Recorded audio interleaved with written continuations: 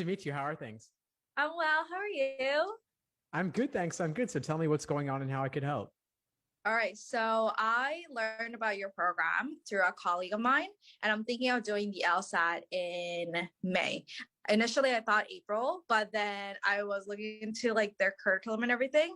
I feel a lot more comfortable with May as the timeline now. I have previously taken few courses like a year ago, but I thought I'll be able to balance two jobs, volunteering, school, all at the same time. So I kind of like had a period of time that I wasn't as actively studying. And I know I've been like reading your vlogs and blogs and videos. And you mentioned like wasted time. So like definitely guilty of that. So now I kind of like strapped up. And this is like my utmost priority and been studying for it for like quite some time now, like a week or two. And here we are. And I just feel like I need a bit more assistance with few of these sections, like particularly logic games and actually all the sections, if I'm going to be honest. Sure. Well, Because I'm glad to help. Yeah.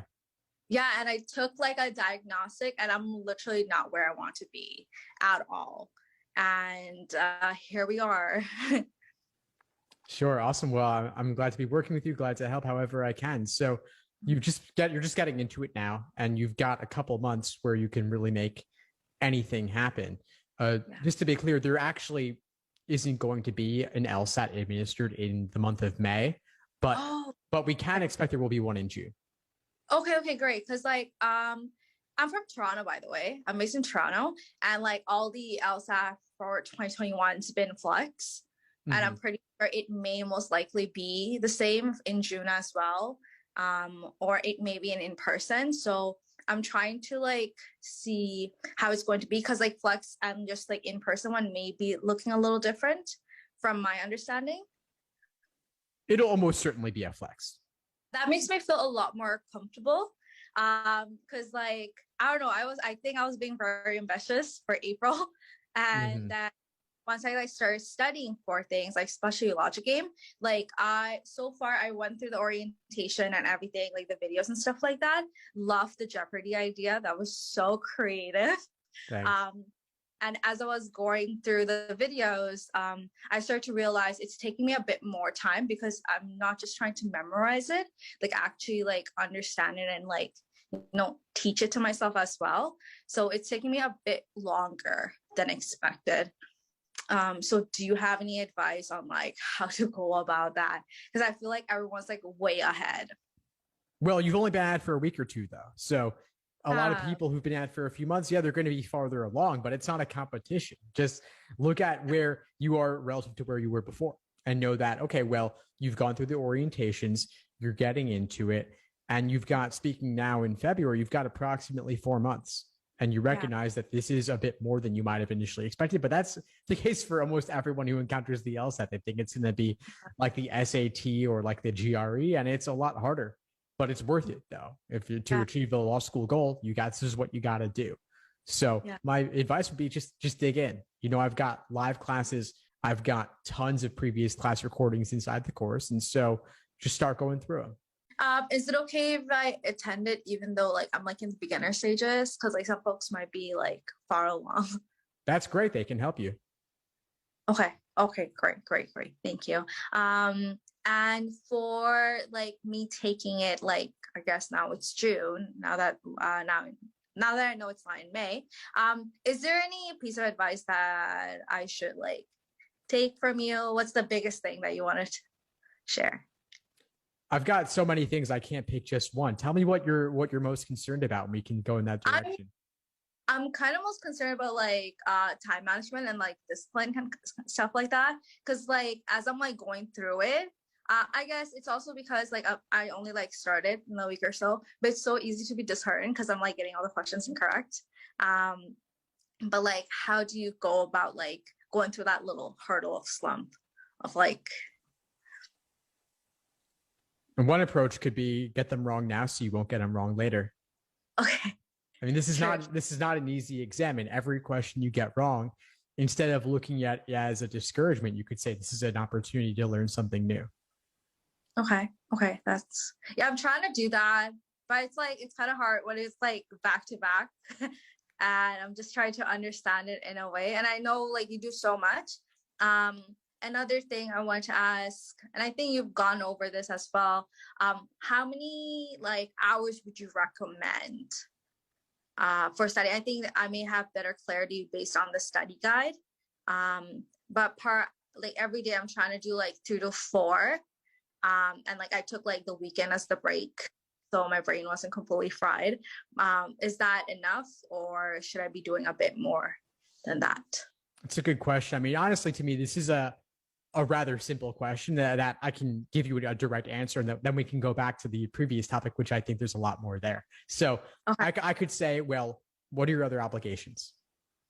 Right now I'm just working part time. So I stepped away from a lot of the responsibilities because I really understood that this is gonna be this is like almost like a full time job if I had to like really commit and get a really good score. Yeah. So it's like part time, and I just like do volunteering work here and there, like community based work. Other than that, it's mostly just like LSAT prep. Okay. So you understand this can be important enough to Yeah. treat it like a full-time job. Yeah. Yeah. Now, 8 hours a day of LSAT is a bit much, could lead to burnout, because this is not like an office job where there's variety. There's meetings, there's calls, there's a bit of work in a spreadsheet or a document. Maybe you get up Mhm. and pre-COVID, you get up and go to like the water cooler, the coffee, right? So now it's like, okay, well, you go to your own coffee pot, maybe. But if you're working from home, but if you're working part-time, 4 to 6 hours could be Yeah. achievable, and that's the max I'd recommend. Does 4 to 6 hours on a day, on a single day, seem reasonable to you? Yeah, yeah. I mean, like once again, it's just like going through the slump, like 4 to 6 hours of just like getting questions incorrect, and then like slowly by slowly, like once I get into the flow, because like I'm like such a perfectionist, like initially I'm like, oh, I want to get everything right, but it's like a completely different way of thinking Mm-hmm. from like how I'm used to. So I think it's just like getting my brain to function in a different language Right. almost. Exactly. Exactly. So I'm glad you mentioned the getting questions wrong thing, because that's where I wanted to go back to. I think that's a more fundamental struggle that you may face, and because you mentioned it a couple of times, so it's present for you, and I get Uh, that because this is a big thing a lot of people struggle with. And the number of hours thing, I can tell you 4 to 6, and you may go and do that if you're motivated to do it, which is fantastic. But the getting questions wrong thing is inevitable for 99% of people. And so I mm, want to see if we can reframe that a little bit. So yeah, here's one idea. If you get a question right, yeah. you feel good because you're like, oh, I got it. I'm doing well. Oh, That's nice, right? uh, I want you to put that away because you just wasted it. You just wasted time. If you got it right, it means that you didn't learn anything. There was nothing for you to learn there. mm, If you get it wrong, on the one hand, that sucks because you're like, oh, I'm getting questions wrong. That's not my ultimate goal. For mhm, test day itself, on test day, you want to get things right and you don't want yeah, to get anything wrong. But when you're studying, what mhm, if you getting things right is the wrong approach? It means what you just did is too easy. mm, And there's nothing mhm. to there may be nothing to learn from that. Right, right. So every question you get wrong is actually a chance to Yeah. learn something new. So I kind of like took a similar approach, like because I took a diagnostic. You know how I mentioned I took LSAT courses like a long time ago. So I was just like, oh, let me see how much I remember. But I'm like, really, it's bad. Like I have rust in all like the fundamentals and stuff like that. So it's like me revisiting and starting from square one. Um, and as I was trying to revisit the questions I got incorrect in the diagnostic, it's just taking me a long time to like actually like, get it correct. And I'm just like, part of me is just thinking that, oh, am I like wasting time? Like, just being fixated in one question. Cause like, I remember like when I was doing a logic game in the diagnostic that I got incorrect, I was just trying to figure out where exactly it went wrong. But that took me a long time. It takes a long time. Okay. It Okay. takes a Last. long time. Yes. No, it's How grueling. it It's me or no, this is everybody. I mean, I teach the Socratic review method in the classes, and I reference it elsewhere too. And people say, well, it takes a really long time to review these questions. And should I spend less time reviewing so I can cover more? How will I cover all the exams if I spend so much time reviewing? Exactly. So would you say it's better to stick to one question and review it and completely understand it than just like kind of like understand what you did wrong and move on to the next one? So let me ask you, do you want to completely understand things? Yeah, Yeah. So obviously. that means you've got to stick on it. And so if you half understand it and you're Okay. like, oh, I kind of get it, and then you go Yeah. on to the next one, you may get it wrong again because you didn't fully understand it. So the goal is to attempt questions that you're likely to get wrong so that you can spend time reviewing them and understand it deeply enough that you will never make a mistake of that nature again. Okay. That way you can get it right on test day. But if you half understand it now, then maybe you'll get it right next time. Maybe you won't. Yeah. I think it's just like, it's just tough because like you're spending so much time in one question and like I'm not like from previously, like the way I've studied, it's never like, oh yeah, let's just spend like 3 hours really trying to break down the question. So let me ask you why do you want to spend less time reviewing? I feel like if I do more questions, I'm like more exposed to different types of questions that may come up. Because like, what if I'm only fixated in one type of question and I don't have enough time to study for the other ones? But with that being said, since the LSAT is in June, because like I was aiming for May, I feel like that gives me a bit more leeway and like ease to like be okay taking a bit more time, because I feel like I was in a rush, you know, like I'm like I have to rush through all the different sections, because like it's not just like logic games but also like I guess reading comprehension or something. And what if I spend like 2 months on logic game and I just have like 3 weeks for writing com? Right.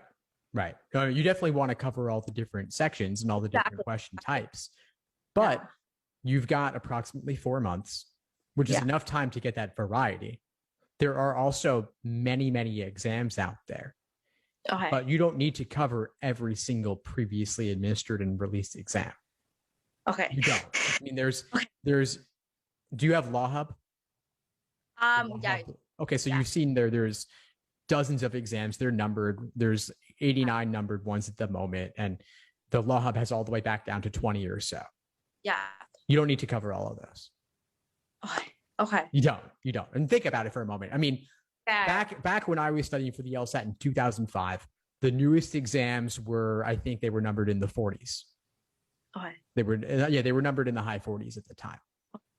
Now, back then, that was the most that was available. They hadn't yet created, or at least had not released, the ones in the 50s, 60s, 70s, 80s, and such. It was enough, though. I mean, 40 something exams is more than enough. Now we have like double that. Doesn't mean you need to do double the number of exams. I would say focus on the newer ones, but that's plenty. You could work on exam number 60 to present and have that be more than enough over the next 4 months. Okay. Because like I also have like physical copies of some of the reading comps and logic games, and because it's digital and everything, I'm trying to do everything digitally instead of like in physical paper. Like I have literal binder of like so much questions to go through, but then I think like it's something I guess you can validate too. Like it's better to do things digitally now because I'm going to be taking the exam digitally instead of paper, right? Oh yeah, no, I mean there's virtually no chance it's going to be paper. I mean it'll almost certainly be the online flex with ProctorU. That Law Hub is similar. Or if not that, if for some reason, I think this is extremely unlikely that they would administer it in person, it would be the digital on a tablet. But my strong prediction is that June, July will almost certainly be flex because of the COVID situation. Okay. Because I think that also like for me, it added a level of pressure, because not only am I thinking, oh, I have to go to the digital ones, but I also have physical copies of like test exams that I could go through. So I think it was just like the two levels of like, oh, digital and paper. Yeah. No, it's not going to be paper. I mean, outside North America, they were keeping it paper before COVID, but I think we're with the online flexible, that's where it's going to be. Yeah. Okay. Great. Those are like pretty much some of my dire questions, and I think the rest is like I could possibly like once I attend your courses, like their classes, like the weekly, the daily ones, I think I may have a bit more clarity because I'm like the only one amongst my friends taking the LSAT. I really don't know anyone else, so kind of feel like a lone wolf in this. Mm-hmm. But I'm pretty sure like once I like attend these classes, I'm gonna meet people. So the level of accountability and just even like watching the videos, I was just like, whoa, it feels like I'm not the only one going through some of the questions and stuff like that.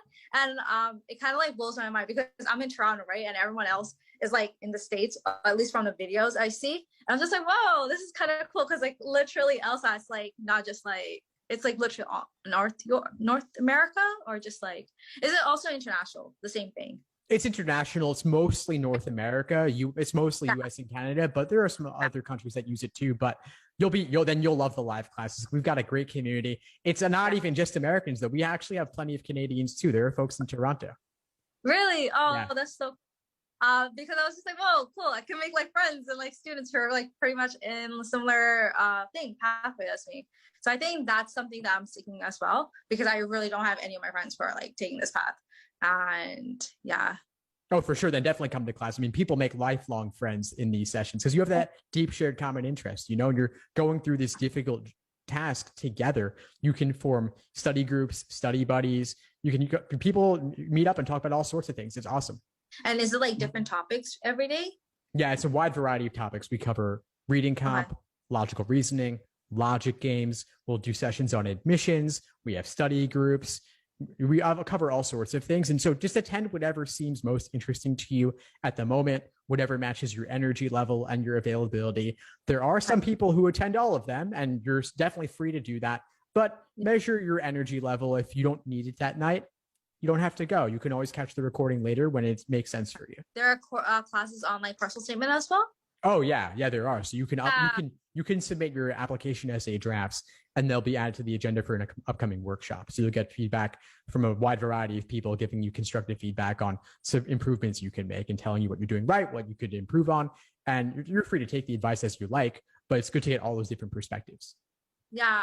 If there is a class, I think I'm gonna sign up because I really don't know where to start. So that's where I'm at.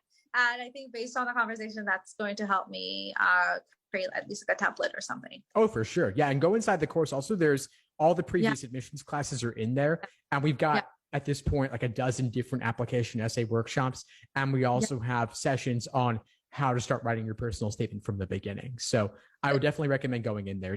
Okay. Because I'm just like following through like the videos and it's like, what's next? I'm just pressing, watching it next. So I didn't know there was a course platform in the site as well. Oh yeah. So you can go in and there's the foundational section. There's the there's the workshops section, and there's the mastermind section, and there's also admissions as a separate part. I didn't put the admissions with the LSAT stuff because it's a whole separate category. People go. I don't want that to like interrupt your LSAT flow. But if you're interested, definitely go there. If you're like starting to think about it and you want to work on your draft on the side, then skip over to the admissions section and look at some of those ones too to mix it up.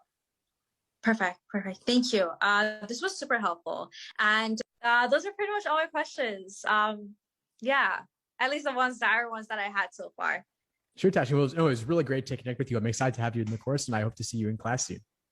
Thank you. Thank you so much. Thank you for taking the time to do this with me. Thanks for tuning into the show. Please subscribe if you haven't done so already to be notified of new episodes as I release them. And feel free to reach out if you need anything at all as you move forward with your prep. I'm happy to help however I can. In the meantime, I'll wish you all the best and take care.